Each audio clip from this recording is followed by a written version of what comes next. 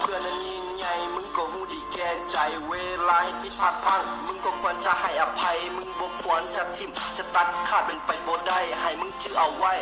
คำว่าเพื่อนนั้นอยู่ที่ใจเวลาเขาล้มมึงควรพยุงเขาขึ้นมาเวลาโศกเศร้าคนนี้ใดเขานั้นเฮฮาเวลาเขามีน้ำตามึงควรจะอยู่ข้างๆเวลาเขารู้สึกอ้างว่างหมดหนทางจะเดินต่อมึงควรบอกเขาอย่าเฝ้าโทษอย่าเฝ้าท้อชีวิตวันนี้มันเท่านี้ความหวังยังมีจงเดินไปต่ออย่าไปง้อโชคชะตาตื่นสมากับมึงใหม่อยากเห็นอย่างการเห็นโลดมันบ่มีคำว่าสายชีวิตมันเกิดมาจากมึงมันต้องมีตายทางมึงใดมึงรู้สึกโศกเศร้าและเดียวดายอยากให้หูมึงยังมีเพื่อนที่จะซอยมึงได้เพราะคำว่าเพื่อนนั้นสำคัญและมันมีความหมายคำว่าเพื่อนนั้นยิ่งใหญ่มึงก็รู้ดีแก่ใจคำว่าเพื่อนนั้นมีความหมายถ้าหากวันใดมึงหนึ่งทอ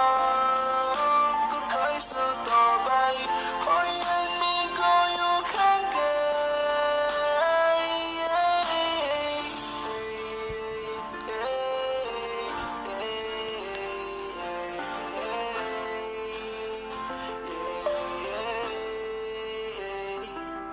เพื่อนกินนั้นหาง่ายเพื่อนตายนะหายากได้ทับว่าเริ่มจากเพื่อนกินแล้วจะมีเพื่อนตายมันก็ยากนิสัยบ่เข้ากันมันบ่แม่นเรื่องใหญ่ผิดกันเป็นเรื่องเล็กน้อยจะตัดขาดกันเป็นไปบ่ได้ให้รู้ไว้คำว่าเพื่อนมันบ่มีคำว่าเลิกมันบ่คือคำว่าแฟนคบกันแบบเดียวก็เฮิร์ตอยากบอกให้มึงหูและให้มึงเข้าใจเพื่อนกินที่มึงนั้นมีจับมืออาจเป็นเพื่อนตายมึงได้